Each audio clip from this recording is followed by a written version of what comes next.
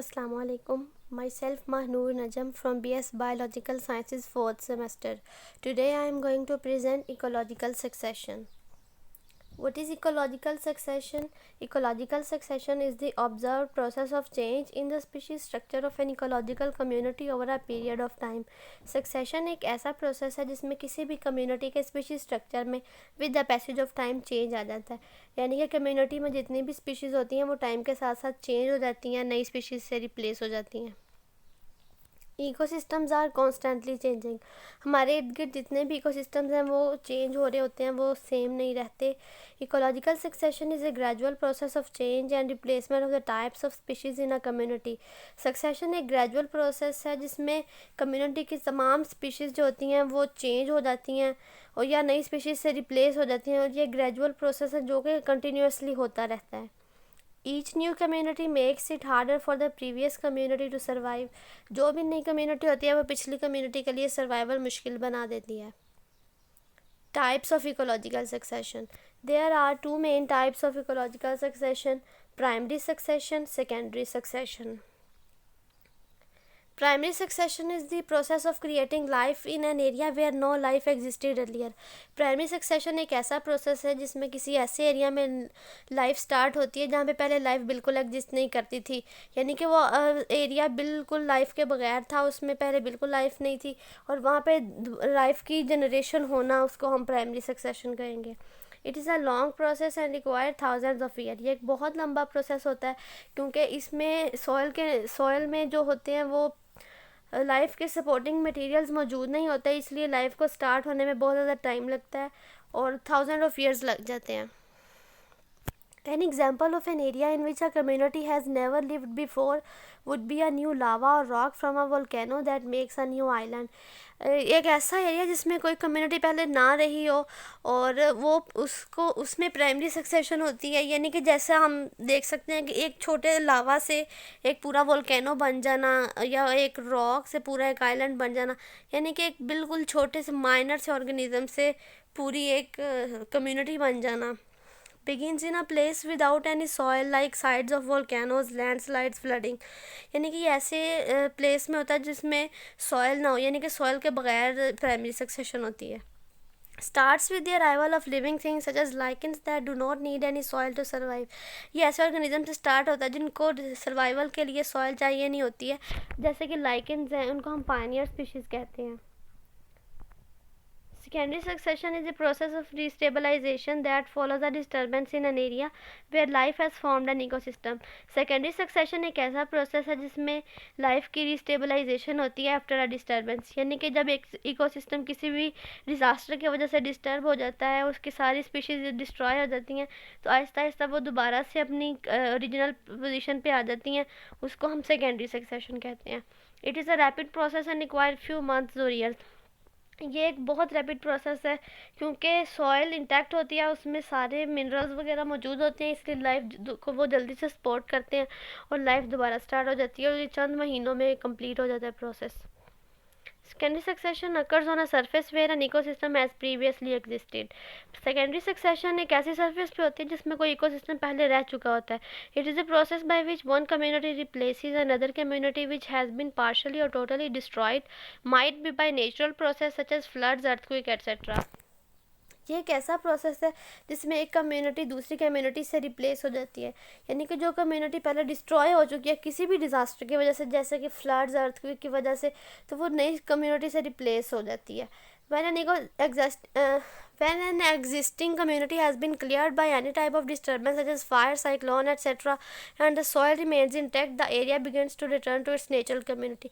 जब कोई भी एग्जिस्टिंग कम्युनिटी किसी भी वजह से क्लियर हो जाती है और जिसकी सॉइल रिमेन इंटैक्ट होती है, इसलिए वो दोबारा अपनी नेचुरल कम्युनिटी की तरफ रिटर्न कर जाता है. Because these habitats previously supported life, secondary succession begin. वो हैबिटेट्स लाइफ को सपोर्ट कर रहे होते हैं, इसलिए सेकेंडरी सक्सेशन स्टार्ट हो जाती है. स्टेजेस ऑफ सक्सेशन, यानी कि सक्सेशन किन स्टेजेस के ज़रिए होती है। सबसे पहले pioneer community. Succession begins by a few hardy invader species, these species are called pioneers, mostly lichens are pioneer. Succession ऐसे ऑर्गेनिज्म से स्टार्ट होती है जिनको सॉइल नहीं चाहिए होती है, मोस्टली लाइकेंस होते हैं जो इनको हम पायनियर्स कहते हैं, इनसे सक्सेशन का स्टार्ट होता है। The process of succession has following stages. सबसे पहले crustose lichen stage. Crust means any external protective surface, crustose mean crust on the substratum. Crust का मतलब होता है कोई भी एक्सटर्नल जो भी सरफेस होती है। क्रुस्टोस का मतलब होता है किसी भी जगह पे ऊपर एक लेयर बना देना। Special type of lichens form a crust on these rocks, these lichens are called crustose lichen. सबसे पहले सक्सेशन में ये होता है कि एक लाइकेंस होते हैं वो रॉक्स के ऊपर एक लेयर लाइक स्ट्रक्चर बना देते हैं, उनको हम क्रुस्टोज लाइकेंस कहते हैं। These lichens can live in extreme condition, sometime their surface become wet due to rain, they absorb water during dry season, they remain dormant and desiccated during dry season. ये extreme condition में survive कर जाते हैं और इनकी surface जो होती है वो बारिश की वजह से गीली हो जाती है और ये ड्राई सीजन में वाटर एब्जॉर्ब करते हैं और ड्राई सीजन में ये डोरमेंट रहते हैं, कोई एक्टिविटी शो नहीं करते। उनके बाद आते हैं foliage lichen stage. Foliage lichens are like crumpled leaves. Foliage lichens होते हैं मुड़े हुए पत्तों की तरह होते हैं। They are attached at one point, it produce shade on the crustose lichen, so the growth of crustose lichen is reduced. ये ऐसा करते हैं कि ये क्रुस्टोज लाइकेन को शेड कर देते हैं, इससे उनकी ग्रोथ स्टॉप हो जाती है। Fissure and depression develop in rock, thus area become rough. The common example of foliage lichens are Dermatocarpon Parmelia. Moss stage. The soil become more porous, it has some litter of lichen, thus moss plants invade the area. Soil जो होती है वो बहुत ज़्यादा fertile हो चुकी होती है और उसमें लाइकन्स के लीटर्स होते हैं, इसलिए वहाँ पे मॉस प्लांट्स ग्रो करना स्टार्ट करते हैं। इस स्टेज को हम मॉस स्टेज कहते हैं। मॉसेस की एग्जांपल पॉलीट्राइकम और टोर्टुला है। The mosses compete with lichens for water. They penetrate much deeper in the soil as compared to the lichen. Thus more humus is added to the soil. Mosses जो होते हैं वो lichens के साथ compete करते हैं वाटर के लिए और इनकी रूट्स बहुत ज़्यादा गहरी होती हैं, इसलिए सॉइल में ज़्यादा गहराई तक पेनिट्रेट कर जाते हैं लाइकेंस की निस्बत, इसलिए ये सर्वाइव रहते हैं। और जो लाइकेंस होते हैं वो डेड हो जाते हैं और उनके डेड होने की वजह से उनके ह्यूमस जो होते हैं वो सॉइल में ऐड हो जाते हैं। Herbaceous stage. Now there is more availability of moistures, humus in the soil for anchorage. अब सॉइल में बहुत ज़्यादा मॉइस्चर हो चुका होता है, ह्यूमस हो चुका होता है, इसलिए छोटे प्लांट्स जैसे कि हर्बेशियस प्लांट्स जो होते हैं वो ग्रो करना स्टार्ट कर देते हैं। Shrub stage. Shrubby plants now start growing and dominating the community. They shadow the herbaceous plants. The herbaceous plants die and add more humus to the soil. उसके बाद जो होते हैं वो श्रबी प्लांट्स ग्रो करना स्टार्ट करते हैं, वो कम्युनिटी को डोमिनेट कर देते हैं। ये हर्बेशियस प्लांट्स को भी शेडो कर देते हैं जिससे वो डेड हो जाते हैं और उनके लीटर्स भी जो होते हैं वो सॉइल में ऐड होकर ह्यूमस बना देते हैं। Climax forest. The soil is much improve now, so it allows the growth and establishment of woody plants. जो सॉइल होती है बहुत ज़्यादा हद तक इम्प्रूव हो चुकी होती है और इसमें वुडी प्लांट्स की ग्रोथ स्टार्ट हो जाती है। The shade of these plants inhibits the growth of most plants. ये जो वुडी प्लांट्स होते हैं बहुत बड़े होते हैं, इसलिए इनके जो शेड होते हैं ये वो बाकी सारे प्लांट्स की ग्रोथ को इनहिबिट कर देते हैं। Only a few mosses, lichens and ferns are left. चंद एक मॉसेस, लाइकेंस और फर्न्स रह जाती हैं. Woody plants dominate in this stage. This stage remains the same if nothing upset the balance. It is a stable stage in succession. Thus the woody forest is the climax stage for this region. ये stage stable stage होती है और इसको ये same ही रहती है अगर कोई इसको इसके बैलेंस को डिस्टर्ब ना करे, इसलिए हम वुडी फॉरेस्ट को क्लाइमैक्स स्टेज कहते हैं इस किसी भी इलाके के लिए। Climax community. A stable group of plants and animals which is the end result of succession process does not always mean only big trees. They could be cacti in desserts, grasses in fields. एक plants और animals का ऐसा stable group जो कि succession का and result होता है और उसको हम क्लाइमैक्स कम्युनिटी कहते हैं। और इसमें सिर्फ बिग ट्रीज ही नहीं शामिल होते, इसमें डेजर्ट्स में जो होते हैं कैक्टस वो भी हो सकते हैं और ग्रासेस भी हो सकती हैं। अब हम एक डायग्राम देख लेते हैं सक्सेशन को जो शो कर रही है।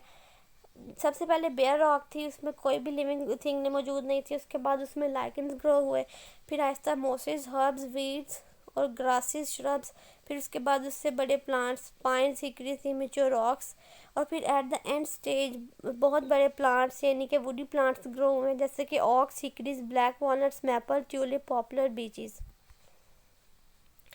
ये चंद क्लाइमैक्स कम्युनिटी हैं जिसमें डेजर्ट, ग्रासलैंड, फॉरेस्ट और डेजर्ट्स आ जाते हैं। एंड पे देखते हैं कि इकोलॉजिकल सक्सेशन होती क्यों है, because it is the process of life for plants and other living organism. क्योंकि ये लाइफ का प्रोसेस है, इससे प्लांट्स की लाइफ दोबारा स्टार्ट होती है, दूसरे ऑर्गेनिजम्स की। Because organisms alter soil structure and species community constantly change over a period of time. इस सक्सेशन के ज़रिए स्पीशीज में वेरिएशन भी आती रहती है, नई स्पीशीज चेंज होती रहती हैं और सॉइल स्ट्रक्चर भी चेंज हो जाता है। Succession will continue until the environment reaches it's final stage the climax community.